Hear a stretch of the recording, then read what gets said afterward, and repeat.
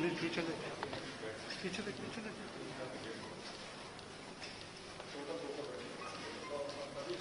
पीछे देख।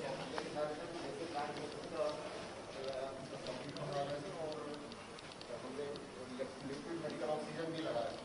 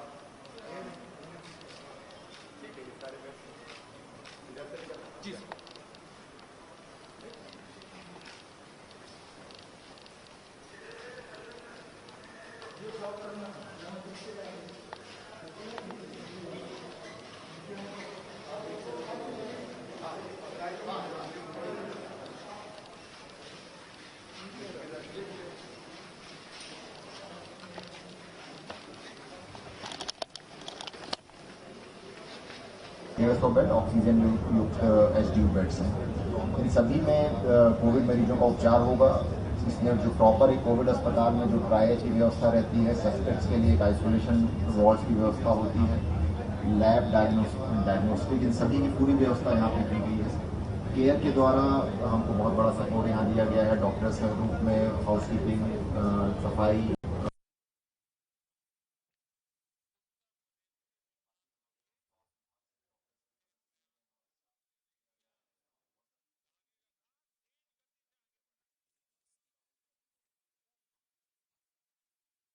कभी आवश्यकता लगती है तो एक बहुत अच्छा सुसज्जित अस्पताल हमारे पास उपलब्ध है, जो कि भोपाल और आसपास के जिलों के जो भी कोविड मरीज रहेंगे उनके लिए एक बहुत बड़ा सपोर्ट सिस्टम साबित होगा।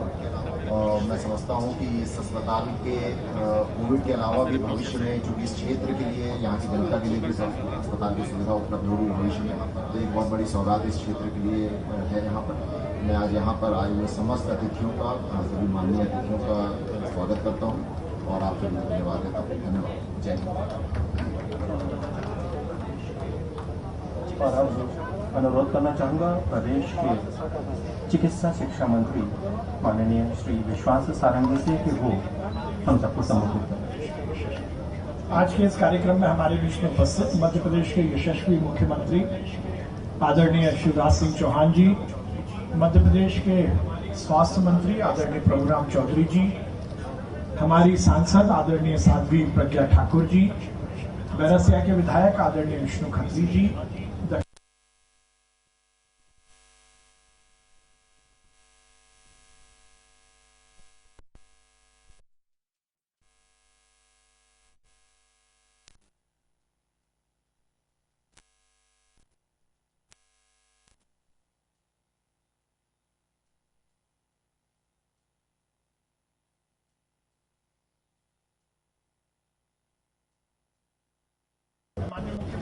ये माननीय मुख्यमंत्री जी का एक बड़ा प्रकल्प है। मैं माननीय मुख्यमंत्री जी को और भारतीय जनता पार्टी की मध्य प्रदेश की सरकार को बहुत बधाई देता हूं। एक बार जोरदार ताली बजाकर माननीय मुख्यमंत्री जी का हम अभिनंदन करें, वंदन करें। उनके पिछले कार्यकाल में ही इस अस्पताल की कायाकल्प का निर्णय लिया गया। अस्पताल बन रहा था, परंतु जब कोरोना की दूसरी लहर का प्रकोप पूरे देश में आया और मध्य प्रदेश में जब माननीय मुख्यमंत्री जी के नेतृत्व में मध्य प्रदेश की सरकार ने दूसरी लहर की लड़ाई को तेजी के साथ लड़ने की शुरुआत की, तो जब माननीय मुख्यमंत्री जी के संज्ञान में आया कि काटजू अस्पताल लगभग बनकर तैयार है, परंतु उसमें करीब 6-8 महीने का और समय लगेगा, उन्होंने कहा नहीं, अब इसमें तेजी लाओ और किसी भी तरह ये सुनिश्चित किया जाए कि कोरोना की इस लहर में हम इस अस्पताल को कोविड केयर सेंटर के रूप में स्थापित कर सकें। मैं बहुत बधाई दूंगा केयर इंडिया के हमारे साथियों को, आप भी आओ ना, मंच पर बैठिए, आइए आप।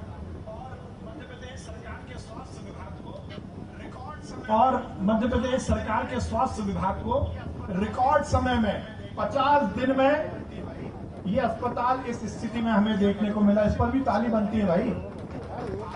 थोड़ा मीडिया के लोग पीछे वालों से कुछ भी बिल्कुल आंखें मिल नहीं पा रही हैं, थोड़ा सरक जाएंगे तो ठीक रहेगा। 50 दिन के अंदर ये अस्पताल बनकर तैयार हुआ और जब कोरोना का पीक था उस समय हमारे सभी स्वास्थ्य विभाग के सिविल डिपार्टमेंट ने भी बहुत तेजी से, बहुत मुस्तैदी के साथ काम किया।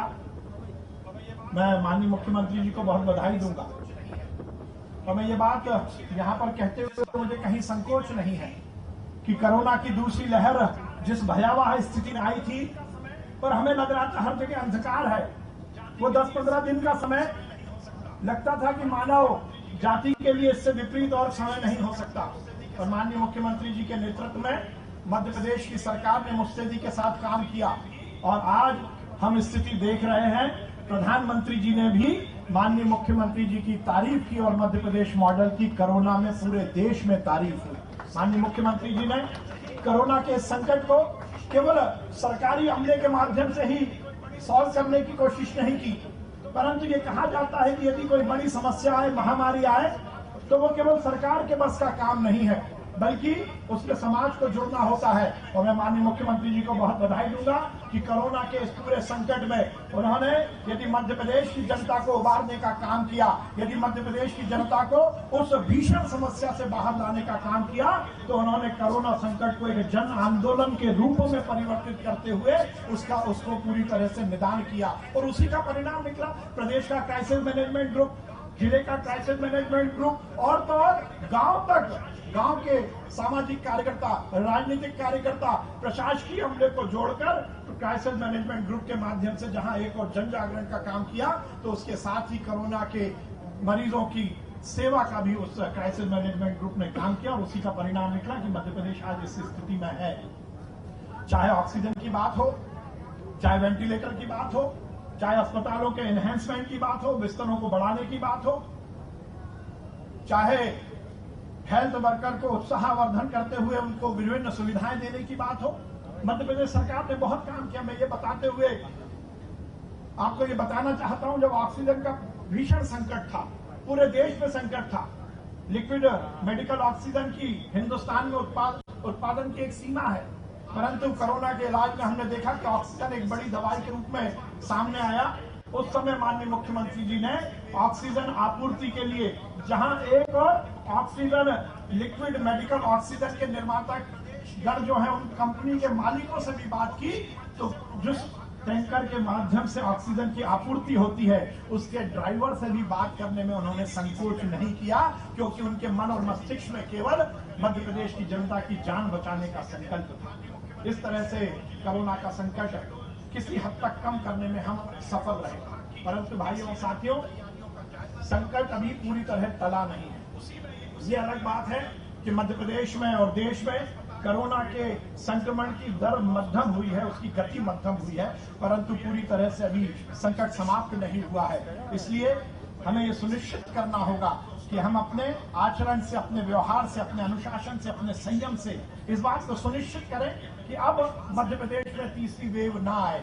कल डॉक्टर्स डे था, माननीय मुख्यमंत्री जी ने भोपाल में एक बड़े कार्यक्रम के माध्यम से पूरे प्रदेश के डॉक्टर का सम्मान किया और उसी मंच से उन्होंने इस बात का भी संकल्प लिया कि हमारी कोशिश होगी कि मध्य प्रदेश में तीसरी लहर को हम ना आने दें, पर यदि तीसरी लहर आती है तो उसका भी हम मुस्तैदी के साथ मुकाबला करेंगे। और कल के दिन ही, डॉक्टर्स डे के दिन, माननीय मुख्यमंत्री जी शहडोल जिले में गए और शहडोल के मेडिकल कॉलेज में बैठकर पूरे शहडोल संभाग की तीसरी लहर की तैयारियों का जायजा लिया, उसकी समीक्षा की। आज उसी कड़ी में आगे जुड़ते हुए काजू अस्पताल, जो कोविड अस्पताल के रूप में 200 बिस्तर का काम करेगा, इसकी आज शुरुआत हुई है। मध्य प्रदेश में हम ये सुनिश्चित करें कि हम तीसरी लहर नहीं आए, पर यदि तीसरी लहर आती है तो उसका भी मुकाबला भारतीय जनता पार्टी की सरकार शिवराज सिंह चौहान जी के नेतृत्व में मुस्तैदी के साथ करेगी, ये हमें पूरा विश्वास है। मैं बहुत बधाई दूंगा माननीय मुख्यमंत्री जी को, मैं धन्यवाद दूंगा केयर इंडिया की टीम को, मैं बधाई दूंगा हेल्थ विभाग को कि उन्होंने इस हॉस्पिटल की शुरुआत कर भोपाल की जनता को एक बड़ी सौगात दी है। 200 बिस्तर का ये कोविड अस्पताल आज से शुरू होगा और निश्चित रूप से ये भोपाल के लिए एक बड़ी सौगात होगी। बहुत बहुत धन्यवाद। भारत माता की जय। हिंदुस्तान जिंदाबाद। धन्यवाद माननीय मंत्री जी, आप संबोधन के लिए। अनुरोध करूंगा प्रदेश के माननीय स्वास्थ्य मंत्री डॉक्टर प्रभुराम चौधरी जी से कि वो हमें संबोधित करें।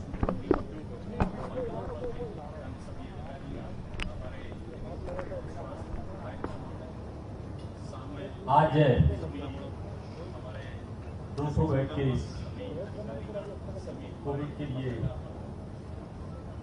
केयर इंडिया के सहयोग से जो शुभारंभ अस्पताल का किया जा रहा है, उसके मुख्य अतिथि और मध्य प्रदेश शासन के लोकप्रिय मुख्यमंत्री परम आदरणीय श्री शिवराज सिंह चौहान साहब, मध्य प्रदेश शासन के चिकित्सा विभाग के मंत्री हमारे आदरणीय श्री विश्वास जी सारंग जी, हमारे सांसद आदरणीय साध्वी ठाकुर मैडम, हमारे क्षेत्र के विधायक सम्मानीय पीसी शर्मा जी, हमारे बैरिया क्षेत्र से विधायक सम्मानीय विष्णु खत्री जी, मंच पर उपस्थित अन्य सभी अधिकारीगण, हमारे स्वास्थ्य आयुक्त महोदय, सामने बैठे हुए सभी हमारे जनप्रतिनिधिगण, सभी अधिकारीगण, सभी हमारे पत्रकार बंधु, आज जो 200 बेड का केयर इंडिया के सहयोग से ये अस्पताल शुरू हो रहा है, ये कोविड की 3rd लहर के लिए ये तैयारी है। आज तो मध्य प्रदेश के अंदर माननीय, जैसा कि अभी हमारा विश्वास भाई ने कहा कि जो 2nd लहर आई, जितनी तेजी के साथ में मध्य प्रदेश में केस बढ़े, इसकी किसी ने कल्पना नहीं की। हमने नहीं, किसी ने भी एक कल्पना नहीं की थी, क्योंकि फर्स्ट वेव में जिस तरीके से केस आए उससे कहीं ज्यादा केस जब 2nd वेव में आए। लेकिन मैं धन्यवाद दूंगा माननीय मुख्यमंत्री शिवराज सिंह चौहान जी को कि उनके नेतृत्व में और उनके अथक प्रयास होकर रात दिन मेहनत करके मध्य प्रदेश की पूरी टीम, मंत्रिमंडल के सभी साथियों को जवाबदारी, वरिष्ठ प्रशासनिक अधिकारियों को एक एक जिले की जवाबदारी, जिले में बैठी हुई पूरी प्रशासनिक और विधायक साथी और जनप्रतिनिधियों को, और इस क्राइसिस मैनेजमेंट को एक विलेज लेवल पर ले जाकर एक जन भागीदारी का मॉडल इस कोरोना कंट्रोल के लिए उन्होंने जो पेश किया, उसका उदाहरण आज पूरे देश में मध्य प्रदेश का नाम है कि कोरोना कंट्रोल में जहां केस की पॉजिटिविटी देश में सबसे कम आज 43 केस बचे, वहीं मैनेजमेंट के तरीके से और जिस तरीके से केस के पॉजिटिव देश के अन्य प्रदेशों में है, सबसे कम की संख्या आज 525 के आसपास हमारे प्रदेश में बची है। और लगातार प्रयास, आज 75,000 करीब टेस्ट हुए, 43 केस पॉजिटिव, 43 के अगेंस्ट 74,000 टेस्ट कैपेसिटी माननीय मुख्यमंत्री जी के नेतृत्व में की जा रही है। मुझे पता है शुरुआत के दौर में जब मार्च 20 को जब कोरोना के केस यहाँ निकलने शुरू हुए थे, तब हमारे पास टेस्टिंग की कैपेसिटी नहीं थी। टेस्ट करने के लिए हमारे पास उतने संसाधन थे, लेकिन मुख्यमंत्री जी के अथक प्रयासों से आज हम लगातार सिर्फ प्रयास नहीं, सिर्फ हम कंट्रोल नहीं, आज भी जो चौथा दिन कोरोना अभियान है, जब केस हमारे नहीं निकल रहा है, पूरी टीम को मुख्यमंत्री जी ने आज लगाकर रखा है पूरे जिले के अंदर। मैं कहता हूं कि आज मध्य प्रदेश में केसों की इतनी कम संख्या है, हम बिल्कुल आज कंट्रोल की स्थिति में है देश के अन्य प्रदेशों की अपेक्षा, लेकिन प्रतिदिन आज भी मुख्यमंत्री जी सारे काम छोड़कर इस कोरोना की समीक्षा कर रहे हैं। आज ही पिछले हफ्ते में अभी 26 तारीख को 100 बेड का कोविड केयर सेंटर वहां आदरणीय हमारे पेट्रोलियम मंत्री और आदरणीय स्टील राज्य मंत्री फग्गन सिंह कुलस्ते जी के साथ में आदरणीय मुख्यमंत्री जी ने मंडला में शुरुआत की, बुधनी में कोविड केयर सेंटर की शुरुआत की, अभी रायसेन जिले के मंडीदीप में 50 बेड की शुरुआत की, और हमारे अन्य जिलों में भी, चाहे हम बालाघाट की बात करें, चाहे सिवनी की हम बात करें, चाहे नरसिंहपुर की बात करें, चाहे डिंडोरी की बात करें, सब जगह बेड तैयार करके आज रखे जा रहे हैं। मैं तो ईश्वर से प्रार्थना करता हूं कि अब जो 3rd लहर अभी आएगी, और 3rd लहर का अगर कहीं आती भी है तो उसका प्रभाव मध्य प्रदेश में ना पड़े, उसके लिए लगातार प्रयास माननीय मुख्यमंत्री जी के नेतृत्व में किए जा रहे हैं। यहाँ पर अभी 1 महीने पहले मैं जब यहाँ पर आया था, सब बेड नहीं डले थे, सारे हमारे विभाग के अधिकारी थे। और मैं आज माननीय हमारे उमाशंकर गुप्ता जी आज यहाँ नहीं, उन्होंने भी कई बार मुझे फोन किया, क्या वो बिल्डिंग बन रही है, शुरुआत हमने की थी, तो उसको भी करने के लिए और जल्दी शुरुआत करने के लिए यहाँ के डिस्ट्रिक्ट एडमिनिस्ट्रेटर एयर इंडिया स्वास्थ्य विभाग की जो टीम है, एक सुसज्जित बिल्डिंग जिसमें पूरे यहाँ पर मॉडर्न ओटी से लगाकर जितनी फैसिलिटी हॉस्पिटल में होने चाहिए, 5 मंजिल का जो अस्पताल बनकर तैयार हुआ है। निश्चित रूप से एयर इंडिया ने जो रिक्रूटमेंट करके यहाँ पर हमारे जो HR यहाँ पर डॉक्टर्स, हमारा पैरामेडिकल स्टाफ की व्यवस्था की, आज मुख्यमंत्री जी ने यहाँ पर अवलोकन किया है। तो ये पूरी की पूरी तैयारी मध्य प्रदेश में की जा रही है। स्वास्थ्य के क्षेत्र में चाहे ICU के बेड हम बढ़ाने की बात करें, चाहे हमारे बच्चों के लिए PICU के बेड बढ़ाने की बात करें, चाहे ऑक्सीजन की लाइन हम बिछाने की हम बात करें, चाहे ऑक्सीजन के प्लांट लगाने की हम बात करें, डिस्ट्रिक्ट अस्पताल में सिविल अस्पताल से सामुदायिक स्तर पर भी ले जाने का इसमें लगातार प्रयास किया जा रहा है। पर डे इसकी समीक्षा की जा रही है।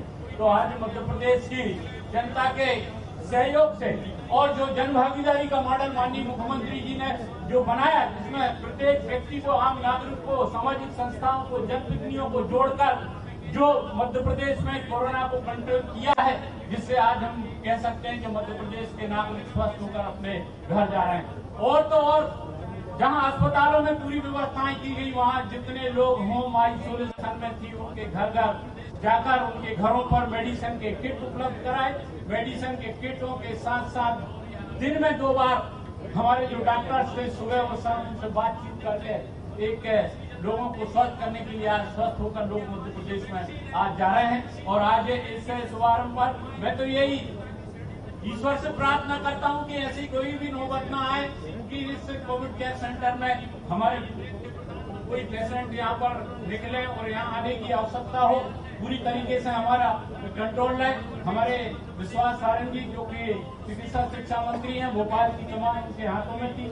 जब भोपाल और इंदौर में केस ज्यादा बढ़ रहे थे, चिंता का विषय था, लेकिन लगातार चाहे हम नगर निगम के सहयोग से हो, चाहे हमारे स्वास्थ्य विभाग के सहयोग से हो, चाहे हमारे आंगनबाड़ी कार्यकर्ता हो, चाहे हमारे एक गांव के एक कार्यकर्ताओं को जोड़कर जो पूरे प्रदेश में काम हुआ, आज बहुत कम स्थिति में केस हमारे भोपाल या इंदौर या अन्य जिलों में बचे हुए हैं। मैं आप सबसे इस मंच के माध्यम से मध्य प्रदेश की जनता से एक ही आह्वान करना चाहता हूं कि हमारी जो वैक्सीन है, उस वैक्सीन को पूरी तरीके से सब लोग लगवाएं। पात्रता की श्रेणी में जो आते हैं वो सारे लोग जिस तरीके से वैक्सीन की उपलब्धता के लगातार माननीय मुख्यमंत्री जी, देश के प्रधानमंत्री जी से और स्वास्थ्य मंत्रालय से बात करके हम लोगों का प्रयास है कि अधिक से अधिक मात्रा में यहाँ पर वैक्सीन मध्य प्रदेश में उपलब्ध हो और उसकी पूरे लोगों के लिए जितनी भी वैक्सीन कल भी जितनी वैक्सीन थी पूरी मध्य प्रदेश के अंदर पर लग चुकी है। सब लोग मैं अनुरोध करना चाहता हूँ आम नागरिकों से कि जो कोविड का एप्रोप्रिएट बिहेवियर है उसका पूरी तरीके से पालन करें। अभी जैसा विश्वास जी ने कंट्रोल में आया है, इसलिए मैं निर्माण शाखा स्वास्थ्य विभाग के उन सभी अधिकारियों को जिन्होंने समय सीमा पर यहाँ पर काम किया है और एयर इंडिया को इन सबको भी धन्यवाद देना चाहता हूँ, जिससे कि आज इस हॉस्पिटल का यहाँ पर ये शुभारंभ किया गया। धन्यवाद। धन्यवाद माननीय स्वास्थ्य मंत्री जी आपके उद्बोधन के लिए। और अब मैं अनुरोध करना चाहूंगा प्रदेश के माननीय मुख्यमंत्री जी से कि वो हम सबको मार्गदर्शन दें, आशीर्वचन दें। श्री शिवराज सिंह जी।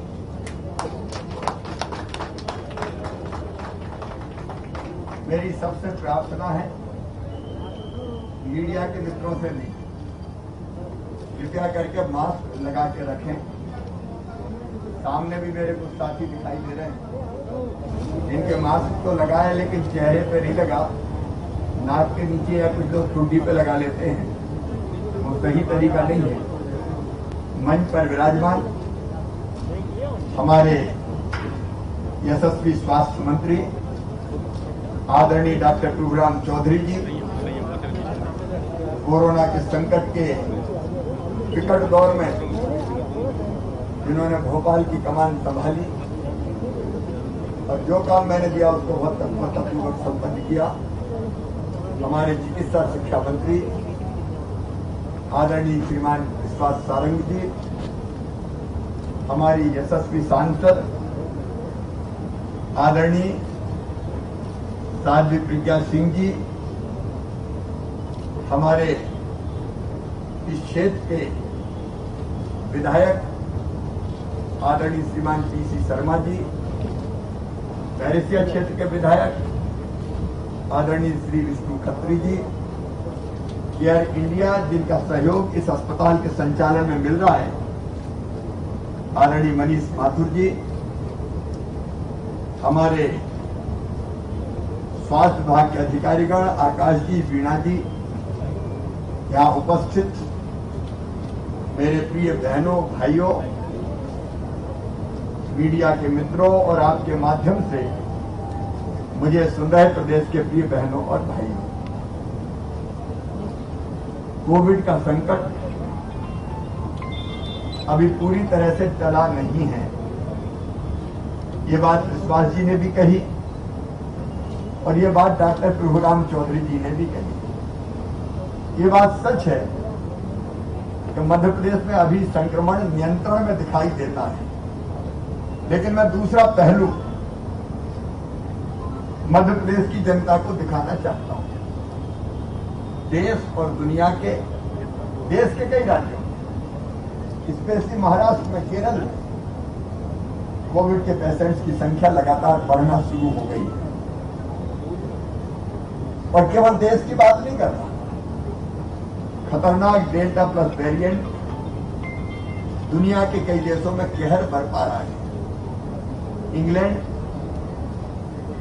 फिर लॉकडाउन की स्थिति की तरफ जा रहा है।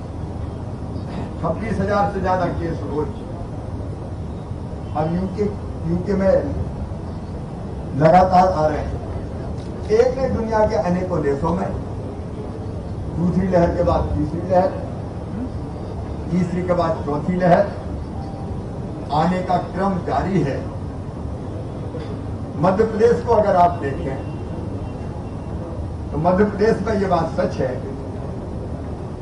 कि अभी पूरी तरह से नियंत्रण है, लेकिन हम 33 केस तक पहुंच गए थे मध्य प्रदेश में। 3 दिन पहले मध्य प्रदेश में इतने ही टेस्ट पे पॉजिटिव केस आए थे 33। उसके बाद बढ़ के हुए दूसरे दिन 38, तीसरे दिन बढ़ के हुए 40 और आज बढ़ के हुए 43। देखो, जो सच है उससे अवगत कराना मैं मेरा परम कर्तव्य मानता हूं। यह दूसरी लहर भी कैसे आई थी? ऐसे जब थोड़े केस बढ़ना शुरू हुए तो मैंने प्रशासन को टोका था और मैंने कहा था कि ये आसार अच्छे दिखाई नहीं दे। लेकिन जब थोड़े बहुत केस बढ़ते तो हम निश्चित हो जाते हैं, अरे यार अब क्या लेना देना, अब तो ठीक है, इतने से केस पे क्या होता है। लेकिन इनसे ही बढ़ के स्थिति विकट और भयानक बनती है। और इसलिए मैं आप सबसे हाथ जोड़ के प्रार्थना करता हूं, मेरी प्रदेश की जनता से प्रार्थना करता हूं कि कृपया करके निश्चिंत मत होइए। अगर हमारा ये व्यवहार जारी रहा कि मास्क नहीं, फिजिकल डिस्टेंसिंग नहीं, भीड़ भाड़ सब विराट पैमाने को होना शुरू हो गई, तो इन केसों को बढ़ने में समय नहीं लगेगा।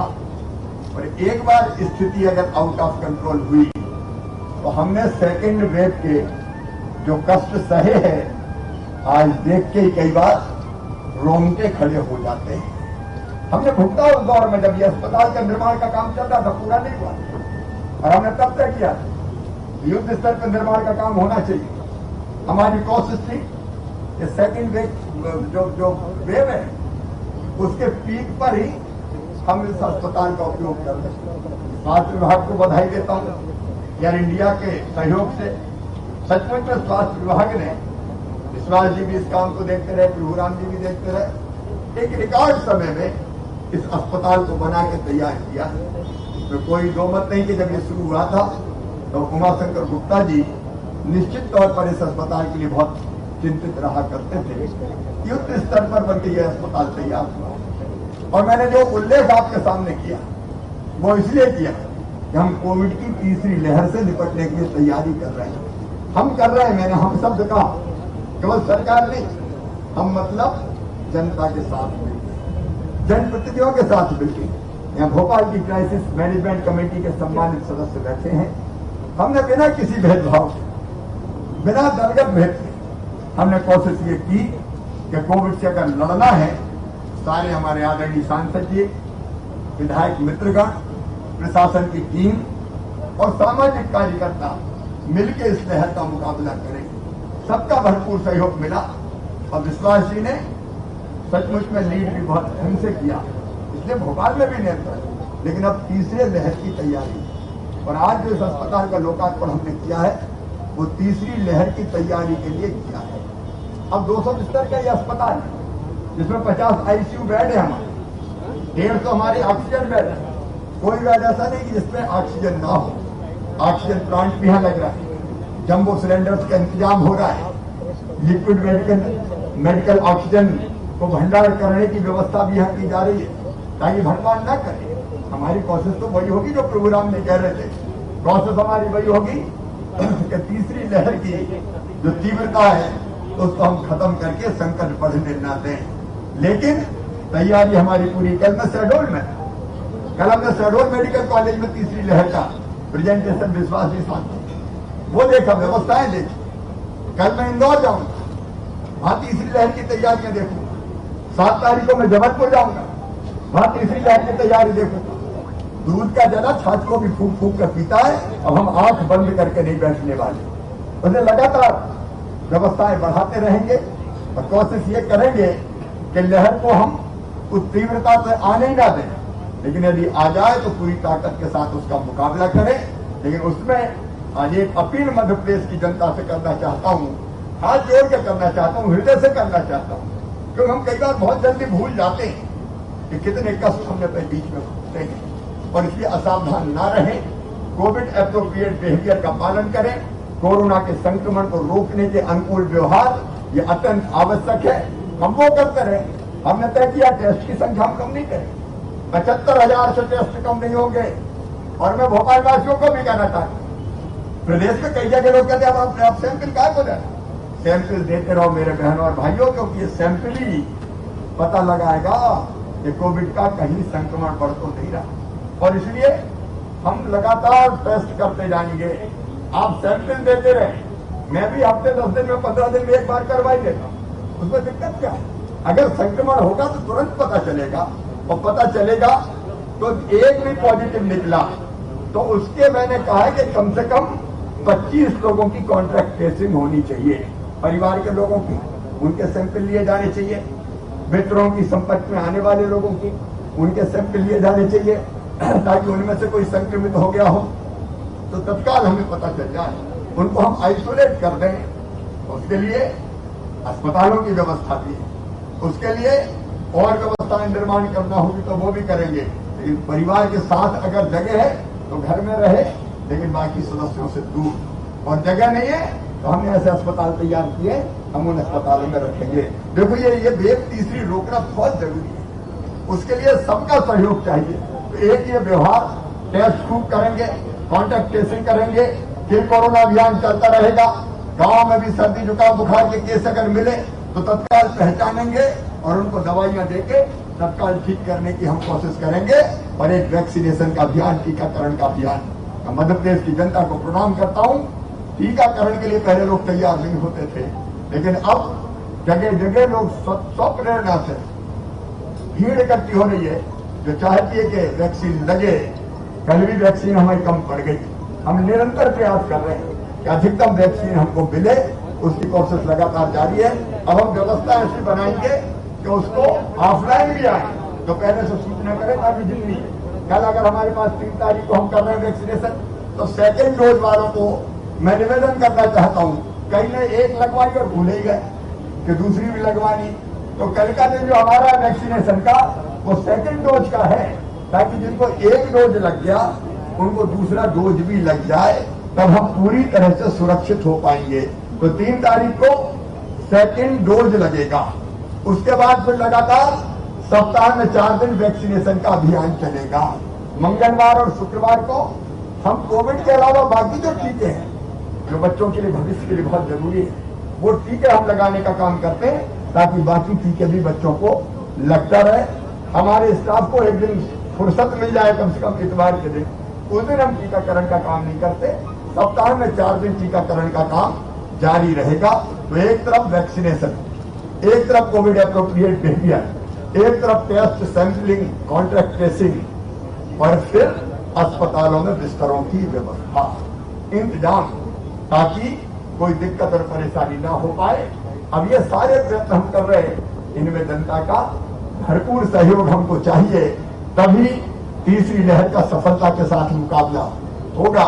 मैं डराने की बात नहीं कर रहा, लेकिन मैं मान रहा हूं कि इस तरह की लहर तो आएगी, छोटी आएगी। अगर हमने अच्छा व्यवहार किया तो भयानक नहीं हो पाएगी। वैक्सीनेशन अगर हो गया तो ज्यादा प्रभाव नहीं डाल पाएगी, हम गंभीर नहीं होंगे, घर पे ठीक हो जाएंगे, हो भी क्या तो ये तरीके सारे हम इस्तेमाल कर रहे हैं और इसलिए पूरे मध्य प्रदेश में इस तरह की सुविधा बढ़ाने हम निकले हैं। मेरे प्रिय बहनों और भाइयों, अब हम लॉकडाउन की नौबत नहीं आने देना चाहते, लेकिन अभी मैंने सुना पुणे में, मुंबई 4 बजे के बाद उन्हें बंद करना शुरू कर दी। आप बताओ कब तक अपन बंद करेंगे? गरीबों की रोजी रोटी चली जाती है। हाथ ठेला वाला क्या करेगा बेचारा? चाय की गुमटी वाला क्या करेगा बेचारा? फुटपाथ पर सामान बेचने वाला क्या करेगा बेचारा? कब तक आखिर हम बंद करेंगे? बार बार के बंद से तो जिंदगी लाख हो जाती है, वो हमको नहीं होने देना है। इसलिए सावधानी पूरी रखनी है और इसलिए कोविड एप्रोप्रिएट बिहेवियर के लिए मैं अपील करता हूं। और वो दिन मैं कई बार कहता हूं, वो 7 दिन मैं कभी भूल नहीं सकता। हम कभी सोते नहीं थे, 7 रातें हमने जग के काटी है। मेरे मंत्री साथियों ने रात को 2 बजे 3 बजे अगर 2 बजे भी बिस्तर पर लेटने की कोशिश की तो कहीं से फोन आ गया, बस 1 घंटे की बची है। अब 1 घंटे की बची है तो नींद कभी आ सकती है। हालत ये होती थी कि ड्राइवर से बात करता था मैं, टैंकर के ड्राइवर से, कहां पहुंचे भैया, आगे पायलट पीछे पायलट। और कई बार तो ऐसी स्थिति बनती थी, एक बार के ड्राइवर को नींद लग गई तो वो टैंकर उलट गया हमारा। एक बार ड्राइवर कहीं चाय पी रहा तो हमने कहा ये चाय मत पी, जल्दी चल। ड्राइवरों तक से बात करके उस समय ऑक्सीजन की व्यवस्था की थी, क्योंकि सांस अटकी रहती थी। हे भगवान, ऑक्सीजन में देर न हो जाए, नहीं तो जिंदगी की सांसें टूट जाएगी। उस भयानक दौर को हम कभी भूल नहीं सकते। अब वैसा दौर नहीं आने देना, इसलिए ऐसी व्यवस्थाएं करने का प्रयास कर रहे हैं। मैं भगवान से भी प्रार्थना करता हूं कि वो कहर अब न बरसे, उसके लिए हम तो प्रयास कर ही रहे हैं, लेकिन आपका भी प्रभु की कृपा बनी रहे। और जनता रूपी भगवान से भी प्रार्थना करता हूं कि आपका सहयोग भी नितांत आवश्यक है। हम तो व्यवस्थाएं बनाने का पूरा प्रयास कर रहे हैं, लेकिन आप सबका सहयोग चाहिए। सबका सहयोग मिलेगा तो पूरी तरह से तीसरी वेव का मुकाबला करके अपनी जनता को और अपने प्रदेश को सुरक्षित निकाल के ले जाएंगे। मैं प्रधानमंत्री श्रीमान नरेंद्र मोदी जी को भी हृदय से धन्यवाद देता हूं। वैक्सीन वो निःशुल्क उपलब्ध करा रहे हैं। ये वैक्सीन ही जिंदगी का डोज है, जिंदगी का टीका है जो हमें लग रहा है, और बाकी भी आवश्यक व्यवस्थाएं बनाने में उनका पूरा सहयोग मिल रहा है। मैं आज केयर इंडिया को भी हृदय से धन्यवाद देना चाहता हूं। ये कैलाशनाथ काजू जो हमारा अस्पताल है, उसमें इसको कहा है कोविड डेडिकेटेड अस्पताल ही हम लोगों ने फिलहाल तय किया है। अब ये बात हम लोगों के दिमाग में थी, विश्वास जी, डीसी जी भी, दीदी भी कह रही थी कितना बड़ा अस्पताल है तो क्या बाकी बीमारियों के लिए। मेरा ये कहना है कि अभी थोड़ा सा हम इंतजार कर लें, अगर पूरा कंट्रोल होता है तो हम सिर्फ जो हमारी मैटरनिटी अस्पताल है उसकी व्यवस्था यहाँ प्रारंभ करेंगे। लेकिन अगर हमको ये लगा कि कोविड का संकट बढ़ सकता है तो इसको डेडिकेटेड कोविड के लिए हम रखेंगे, ताकि हमीदिया हो चाहे जेपी हो, उनको सुरक्षित दूसरी बीमारियों के लिए रख सके और यहाँ कोविड के पेशेंट्स का इलाज हो सके। तो परिस्थितियों पर नजर रखते हुए हम फैसला करेंगे। लेकिन केयर इंडिया ने इस अस्पताल को संचालित करने का फैसला किया। एक बात मैं स्पष्ट कर दूं, कोई ये ना समझे कि इसके लिए केयर इंडिया को कोई पैसा दे रहा है या केयर इंडिया कोई मरीजों से पैसा दे, न लेना है न देना है। इनको सेवा का ही काम करना है। कई बार ये कंफ्यूजन पैदा हो जाता है कि ये कहीं प्राइवेट को तो नहीं देते। ये प्राइवेट नहीं, ये स्वयंसेवी संस्था है। ये और स्वास्थ्य विभाग मिलकर, क्योंकि केयर इंडिया 5 विशेषज्ञ चिकित्सक 28 मेडिकल ऑफिसर, 38 स्टाफ नर्स, सफाई सुरक्षा व्यवस्था, लैब सुविधा, सिटी स्कैन इत्यादि में सहयोग करेगी। तो कुल मिलाकर सरकार और एक ऐसी संस्था जो अंतर्राष्ट्रीय स्तर पर सेवा के काम में लगी रहती है, वो इस पे इसका संचालन करेगी और पूरी दुनिया में स्वास्थ्य के लिए, महिला बाल विकास के क्षेत्र में भी ये काम करती है। बाढ़ और भूकंप इत्यादि में भी, आपदाओं में भी मानवता की सेवा करने का ये काम करती है और सिर्फ यही काम करेगी। पूरी तरह से निःशुल्क अस्पताल है, सरकार को कोई केयर इंडिया को पैसा लेना देना नहीं है, उनको तो सेवा का काम करना है, उसमें उनके साथ हम काम करने का प्रयास कर रहे हैं। आज ये भगवान करे, आज हम सब प्रार्थना करें कि इस कोविड डेडिकेटेड अस्पताल में ऐसी स्थिति बन जाए कि कोई पेशेंट आए ही नहीं। बस प्रार्थना तो यही है कि इसका उपयोग ना हो मेरे भगवान, इसका उपयोग करने की जरूरत ही नहीं पड़े और बाद में हम दूसरे कामों में इसका उपयोग कर लें, लेकिन सावधानी में ही सुरक्षा है, इसलिए व्यवस्थाएं की है। इस व्यवस्था में सहभागी स्वास्थ्य विभाग, मेडिकल एजुकेशन विभाग, हमारे केयर इंडिया और सभी साथी जिनने दिनों रात परिश्रम करके इसको रिकॉर्ड समय में पूरा किया है, मैं उन सबको हृदय से धन्यवाद देता हूँ। बहुत बहुत धन्यवाद। धन्यवाद माननीय मुख्यमंत्री जी। और जिस तरह से आपने तीसरी लहर को नियंत्रित करने के लिए रणनीति प्रदेश में तैयार की, जिसका पूरा आपने बताया और जो लोगों से अपेक्षा व्यक्त की है, निश्चित सब उस पर अमल करेंगे। आपका संकल्प हमें थकने नहीं देता और आपकी ऊर्जा हमें हार में नहीं देती है। बहुत बहुत आभार माननीय मुख्यमंत्री जी का। माननीय मुख्यमंत्री जी के कार्यक्रमों से केयर इंडिया के लिए एक प्रमाण पत्र प्रदान किया जाएगा। मनीष माथुर जी से अनुरोध कृपया यहाँ है। केयर इंडिया और उनकी सहयोगी संस्था, डोनर संस्था जो है मॉन्डेज, उनके प्रति हम आभार व्यक्त करते हैं। मुख्यमंत्री के कार्यक्रमों से केयर इंडिया के प्रतिनिधि मनीष माथुर जी को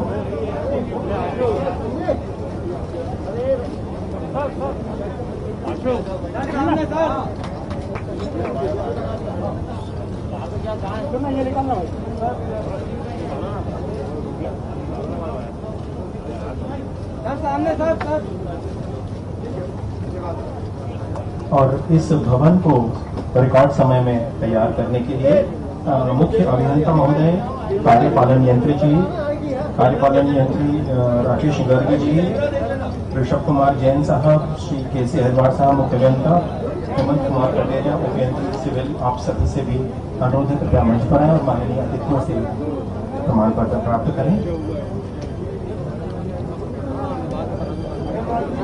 अरे तिवारी जी नीचे बैठो यार।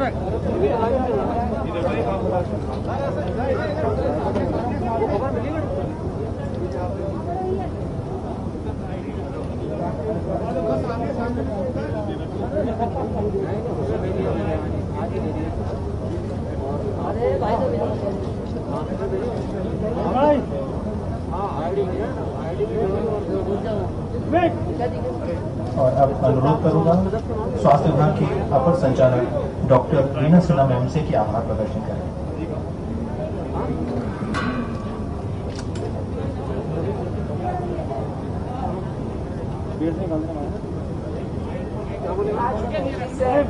विशाल कार्यक्रम के हमारे कैलाशनाथ कार्डियो अस्पताल को डेडिकेटेड कोविड अस्पताल के प्रकल्प के स्थापित करने के दिवस पर माननीय मुख्यमंत्री श्री शिवराज सिंह आज यहाँ दिया, उसके लिए हम अत्यंत आभारी हैं। माननीय स्वास्थ्य मंत्री, लोक स्वास्थ्य एवं परिवार कल्याण श्री रघुराम चौधरी जी से आभारी है। आज के इस अवसर पर उपस्थित माननीय सारे चिकित्सा शिक्षा मंत्री, जिन्होंने सभी को यहाँ पर उत्साहवर्धन करते हुए इस कार्यक्रम को जारी रखने सबका सहयोग किया, हम अत्यंत आभारी हैं। आभारी है माननीय सांसद साध्वी प्रज्ञा सिंह जी, जो उन्होंने समय निकाला और समय आज के आयोजन। आभारी है माननीय विधायक पीसी शर्मा जी के, जिन्होंने इस कार्यक्रम में हम आभारी हैं